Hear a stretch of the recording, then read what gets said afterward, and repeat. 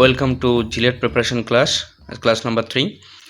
তো ভিডিও শুরুতেই আমরা বলেছিলাম তোমাদের যদি কোনো জায়গায় কোনো ডাউট থাকে টপিকের উপরে তো তোমরা আমাদের ইনবক্সে টেক্সট করতে পারো বা কমেন্ট করতে পারো, আমরা সেগুলো ক্লিয়ার করব।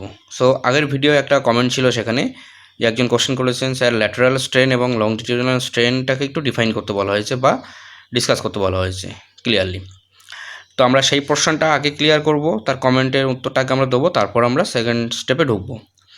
তো ফার্স্ট ল্যাটারাল স্ট্রেন, যখন কোনো বস্তুর উপরে বা কোনো মেটেরিয়ালের উপরে আমরা লোড ক্রিয়েট করি, দেন বস্তুর বা সেই মেটেরিয়ালের লেন্থ বা শেপ চেঞ্জ হয়, সেটাকে আমরা স্ট্রেন বলি। এটা অবভিয়াসলি সবাই জানি আমরা।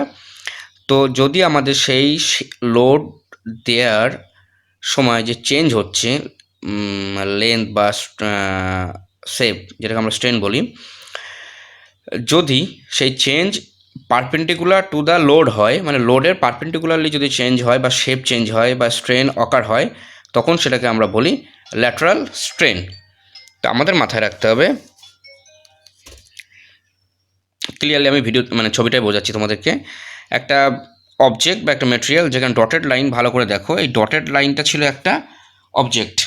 ডটেড লাইনটা হচ্ছে একটা মেন অবজেক্ট ছিল, যেটা পার্টিকুলার ক্রস সেকশন ছিল। তো আমরা একটা লোড অ্যাপ্লাই করেছি, একটা পুল অ্যাপ্লাই করেছি, করার পর আমরা দেখতে পাচ্ছি অবভিয়াসলি টেন্স টু আউটসাইড, মানে এই দিকটা লোডের দিকেই মেটেরিয়ালটা লেন্থ ওয়াইজ ইনক্রিজ হয়েছে।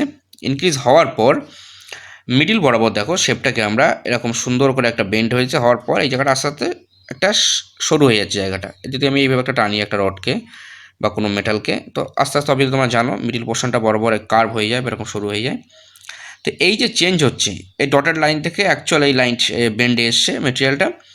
তো এই যে বেন্ড হওয়ার পরে যে চেঞ্জ হয়েছে শেপটা, এই যে অরিজিনাল যে ডটেড লাইন ছিল সেখানে কিন্তু আর নেই মেটেরিয়ালটা, দেখো বোথ সাইডে চেঞ্জ হয়েছে, শেপটাকে আগে থেকে অনেকটা কমে গেছে। এই যে চেঞ্জ হচ্ছে, এই যে স্ট্রেনটা গেইন হচ্ছে, স্ট্রেনটা সেটাকে কিন্তু আমরা বলছি ল্যাটারাল স্ট্রেন। মানে এই দিক বরাবর আমার লোড ছিল, বাট পারপেন্ডিকুলারলি কিন্তু স্ট্রেন গেইন করেছে বা অকার হয়েছে, সেই জিনিসটাকে আমরা বলি lateral strain. Same as what is longitudinal strain. তো দেখো যদি আমাদের লোড বরাবর শেপ চেঞ্জেস হয় বা স্ট্রেন অকার হয়, সেটাকে আমরা বলি লংজিটিউডিনাল স্ট্রেন। এই ক্ষেত্রে দেখো আগে যে ডটেড লাইন ছিল হ্যান্ডে, কিন্তু সেখানে আর নেই বস্তুটা বা মেটালটা বা মেটেরিয়ালটা, আমাদের কিন্তু পুল করার পর বা লোড অ্যাপ্লাই করার পর কিন্তু শেপ চেঞ্জ হয়েছে, দেখো আগের জায়গায় কিন্তু নেই, বাট এই শেপ চেঞ্জটা হয়েছে লোডের বরাবর, ডিরেকশন টু লোড। এটা এই ধরনের চেঞ্জগুলোকে আমরা বলি বা এই স্ট্রেনটাকে আমরা বলি ল্যাটারাল লংজিটিউডিনাল স্ট্রেন। তো ফার্স্ট অফ অল দেখো আমাদের লোডের পারপেন্ডিকুলার যে স্ট্রেন অকার হয় সেটাকে আমরা বলি ল্যাটারাল স্ট্রেন, আর লোডের দিকে ডিরেকশানে যদি যে স্ট্রেন অকার হয় সেটাকে আমরা বলি লংজিটিউডিনাল স্ট্রেন। তো আশা করি যে কোশ্চেন করেছিল তার অ্যান্সারটা ক্লিয়ার। তো এবার আমরা পরের প্রশ্নে যাব। তো এরকম কিছু কিছু টপিক আছে বা কিছু টার্মস আছে যেগুলো আমাদের জানা উচিত, তো সেই টার্মসগুলো আজ আমরা ক্লিয়ার করব। তো সেকেন্ড টার্ম হচ্ছে ultimate stress. What is ultimate stress? দেখো আলটিমেট স্ট্রেস মানে আমরা বুঝি ম্যাক্সিমাম লোড, কোনো মেটেরিয়ালের উপরে ম্যাক্সিমাম লোড দেবো, যে ম্যাক্সিমাম লোড যেটা আমরা দিতে পারি সেই মেটেরিয়ালটা কোনো রকম ফেলিওর বা ব্রেকিং ছাড়া, সেটাকে আমরা বলি আলটিমেট লোড। ম্যাক্সিমাম যে লোড পর্যন্ত আমরা দিতে পারি কোনো মেটেরিয়ালের ফেলিওর বা ব্রেকিং ছাড়া। তো what is ultimate stress? Ultimate stress of the material of the member is defined as the ratio of this ultimate load to the initial cross-sectional area. Initial cross sectional area এবং ultimate লোডের যে ratio সেটাকে আমরা বলি ultimate stress. What is ultimate stress? তাহলে ultimate লোডের সঙ্গে initial ওই মেটেরিয়ালের যে ক্রস সেকশনাল এরিয়া তার রেশিওটাকে আমরা বলি ultimate stress. Clear? Next topic,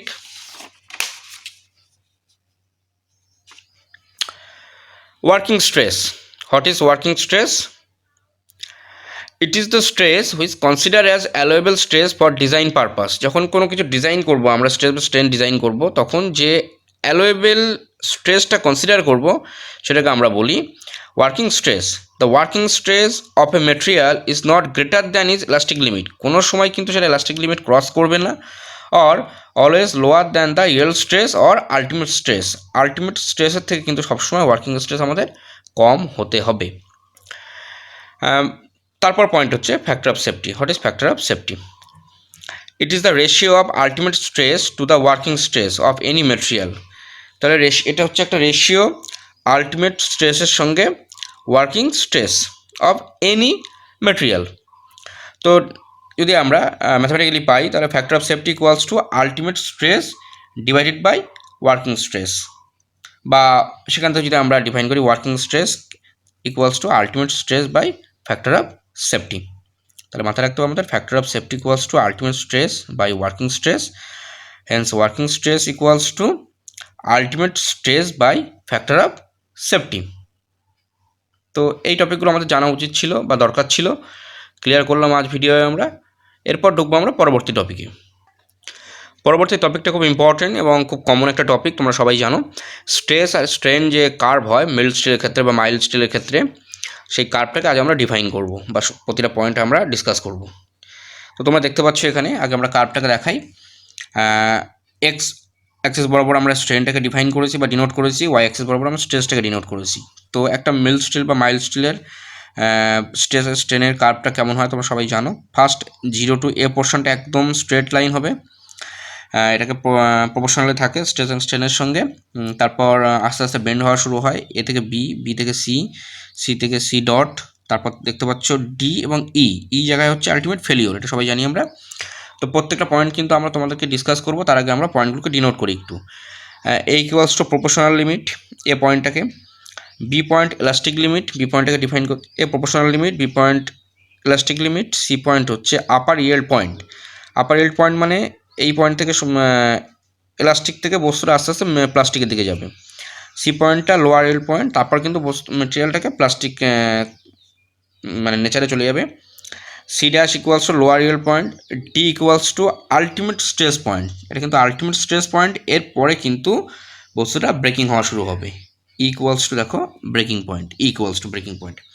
তো প্রত্যেকটা যে আমরা পাচ্ছি O A, A B, B C, C dash D, D E, প্রত্যেকটা স্টেজে কিছু আমরা ডিটেলস জানবো, কোন পোর্শনে কী ধরনের মেটেরিয়ালে কাজ করছে বা নেচার কাজ করছে, ডিটেলস আমরা জানবো। ফার্স্ট অফ অল দেখো ও এ, ও এ মিনস একদম ইনিশিয়াল পয়েন্ট থেকে এ পয়েন্ট পর্যন্ত। তো this portion is absolutely straight. আমি আগেও বলেছি এই পয়েন্টটা একদম স্ট্রেট লাইন হয়, where the strain is proportional to the load. মানে স্ট্রেসের সঙ্গে স্ট্রেন এখানে একদম প্রপোর্শনালি থাকে, বা লোডের সঙ্গে স্ট্রেনটা একদম প্রপোর্শনাল থাকে। এই পোর্শনে কিন্তু মেটেরিয়ালটা হুকস ল ফলো করে, 100% ফলো করে এই পোর্শনটা, মানে ও এ পোর্শনটা হুকস ল 100% ফলো করছে। তো ন্যাচারালি এ পয়েন্টটাকে আমরা বলছি প্রপোর্শনাল লিমিট, যেটা আমি আগে এখানে দেখালাম। তো তাহলে এই পয়েন্টটাকে আমরা ডিনোট করছি প্রপোর্শনাল লিমিট হিসাবে। দেখো এই পয়েন্টটাকে ডিনোট করছি প্রপোর্শনাল লিমিট হিসাবে এ পয়েন্টটাকে। এবার আমরা আসবো A B. In this portion Hooke's law is not obeyed, মানে এই পোর্শনে কিন্তু হুকস ল মেনটেন হচ্ছে না, although the material may still elastic, but material কিন্তু এলাস্টিক নেচারে থাকছে। এবি পয়েন্টে হুকস ল মেনটেন করছি না বা করছে না মেটেরিয়ালটা, বাট এই পর্যন্ত কিন্তু হুকস ল মেনটেন থাকছে, মাথায় রাখবে এটা তোমরা। সরি, হুকস ল কিন্তু মেনটেন করছে না, বাট এই পোর্শনে কিন্তু মেটেরিয়ালটা এলাস্টিক থাকতে পারে। তো অতএব আমরা বি পয়েন্টটাকে আমরা বলবো the point B indicate the elastic limit. Obviously point বিটা এলাস্টিক লিমিট ইন্ডিকেট করছে, এখানে এলাস্টিক লিমিট অলমোস্ট শেষের পথে যাবে।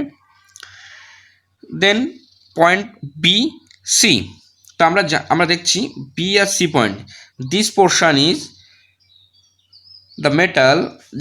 The metal shows the appreciable strain even without further increase the load.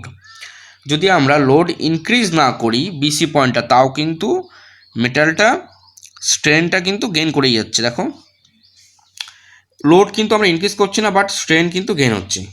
And the strain is not fully recover when the load is remove. এবং যখন আমরা ওই পয়েন্টে লোডটাকে রিমুভ করব বা লোডটাকে যখন আমরা আনলোড করব, তখন কিন্তু স্ট্রেনটা ফুললি রিকভার বা রিমুভ হবে না বা রিকভার হবে না, এটা মাথায় রাখতে হবে আমাদেরকে। তো এই সি পয়েন্টটাকে আমরা ডিফাইন করব বা পয়েন্টটাকে আমরা জানবো। The point C is called upper yield point. মাথায় রাখবে এই পোর্শনটা।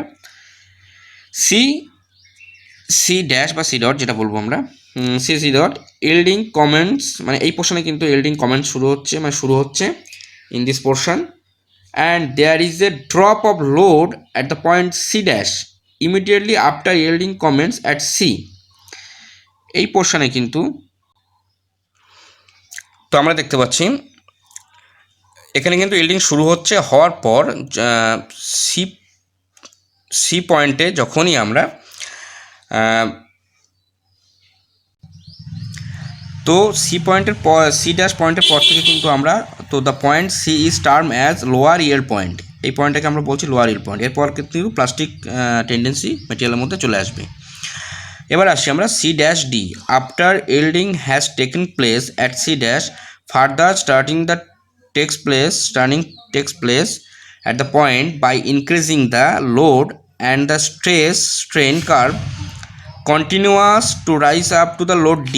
যখন এরপরে আমরা লোড ইনক্রিজ করব তখন কিন্তু স্ট্রেন কার্ভটা কিন্তু কন্টিনিউয়াসলি উপরের দিকে উঠবে। The point D is term as ultimate stress point. এখানে যেটা দেখতে পাচ্ছি আমরা সিডাসের পর থেকে যখন আমরা লোডটাকে ইনক্রিজ করছি তখন কিন্তু এটা আস্তে আস্তে উপরের দিকে উঠছে আবার কার্ভটা। বাট এই ডি পয়েন্টে এসে কিন্তু আমরা আলটিমেট টেনসাইল স্ট্রেস পয়েন্টে চলে এসেছি আমরা। এরপর থেকে কিন্তু মেটালটা যদি আমরা লোড ইনক্রিজ করি তখন কিন্তু সেটাকে ভেঙে যাবে। এই পোর্শনটা দেখতে পাচ্ছি আমরা ডি পয়েন্টে আলটিমেট টেনসাইল স্ট্রেস কনসিডার করছি আমরা। এরপরে যদি আমরা লোড ইনক্রিজ করি দেন সেটা কিন্তু কি হবে দেখছি আমরা। তাহলে দেখো ডি পয়েন্ট থেকে যদি আমরা in this portion the load falling off from the maximum until fracture at it take place. যদি আমরা লোড বাড়াই তাহলে কিন্তু কি হবে, আস্তে আস্তে এটা কিন্তু ভেঙে যাবে মেটালটা। তো আমরা ই পয়েন্টটাকে কী বলবো? ই point is term as fracture or breaking point. তো ন্যাচারালি যখন আমরা ডির পর থেকে লোড ইনক্রিজ করব তখন কিন্তু এটা আস্তে আস্তে গ্রাফটা নিচের দিকে নামবে। এই পয়েন্টটাকে আমরা বলছি ব্রেকিং পয়েন্ট। এই পয়েন্টে এসে আলটিমেট মেটালটা ব্রেক করবে। তো আমরা জানলাম স্ট্রেসের যে কার্ভ মিল্ড স্টিলের ক্ষেত্রে বা মাইল্ড স্টিলের ক্ষেত্রে।